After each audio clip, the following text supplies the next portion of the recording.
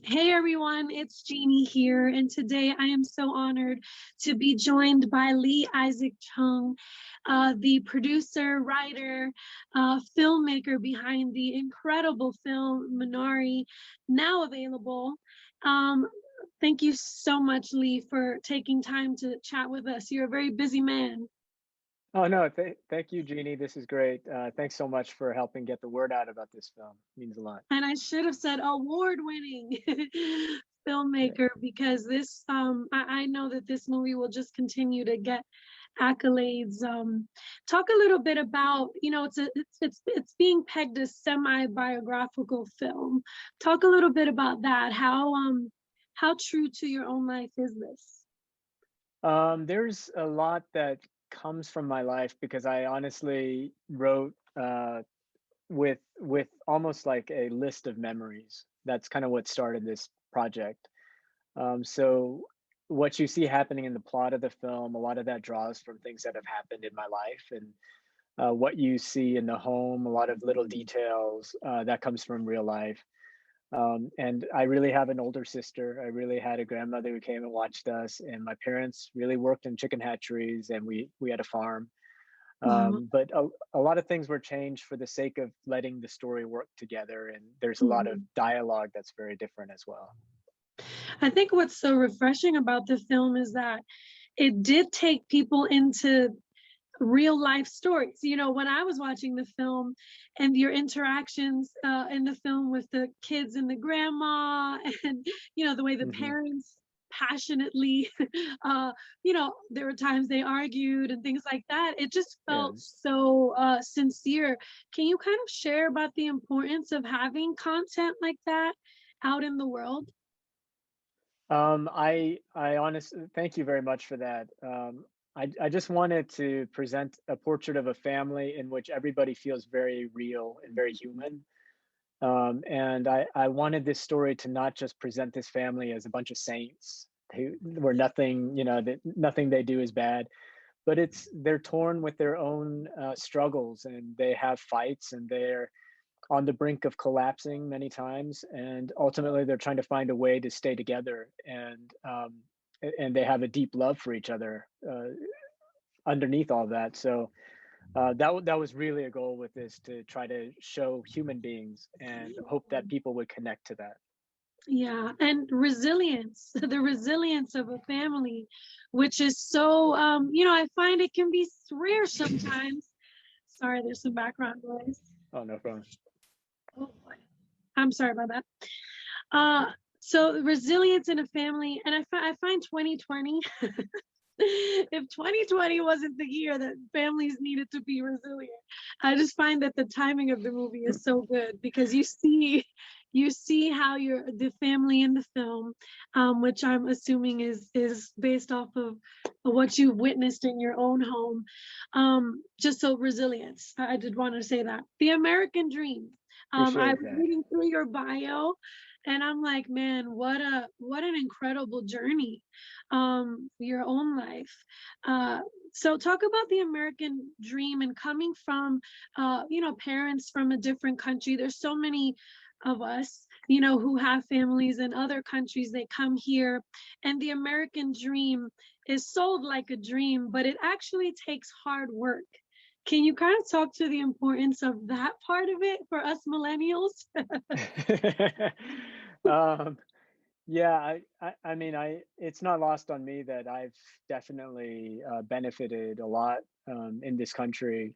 Um, my parents, they grew up in a time when there was war in Korea, and my grandmother, her husband, my grandfather was a soldier, and he died in the war. And a lot of people in that generation, they didn't go to schools. Like my grandmother couldn't read; she didn't finish beyond elementary school.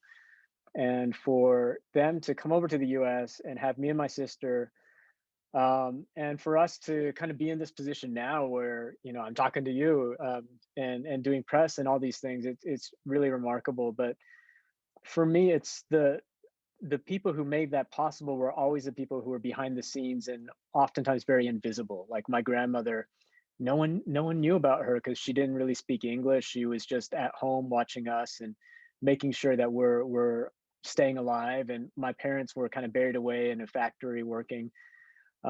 It's really the work of people sacrificing for each other that makes us who we are, and that's the secret story to this country, I think, is that sense of sacrifice. And it's not just Asian immigrants or immigrants in general. It's really, this is a story of everybody. You mentioned the pandemic. We're seeing so many people stepping up now, and it doesn't matter what race or what background they are.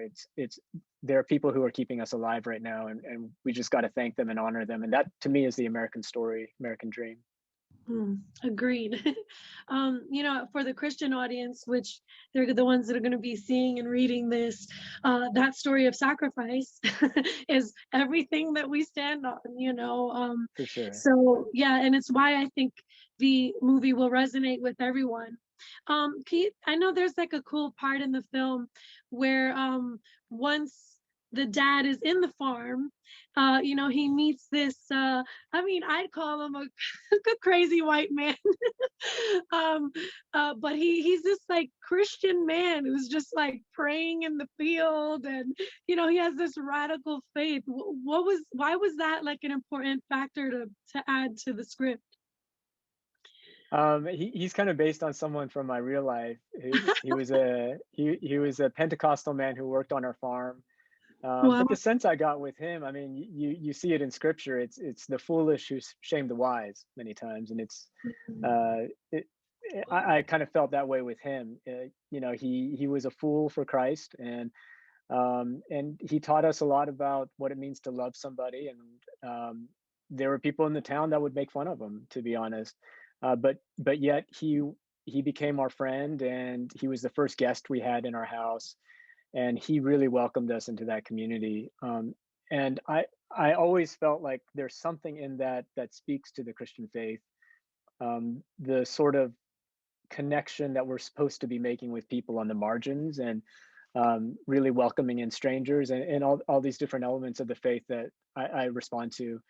So I wanted to show him in this way, this counterintuitive way, because also we see so many images of white Christians in the South, and they're treated with a lot of caricature.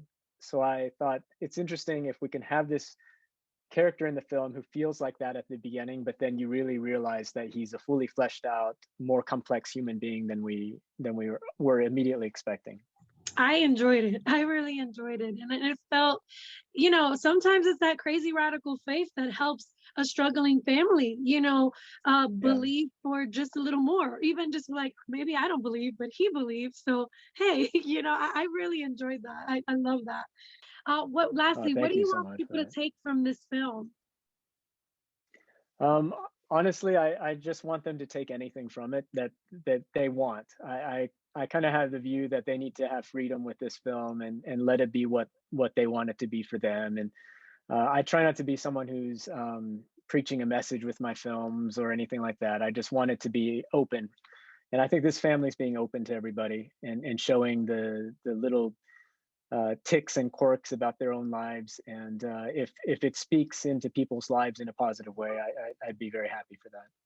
Yeah, well, I definitely would say that that's what it does. It's human, and it brings humanity into a light that I feel like we just want to relate to right now. So thank you Yeah, so yeah. much, Lee. I appreciate it. I will spread the message. Thank you so much, Jeannie. This was so great talking with you.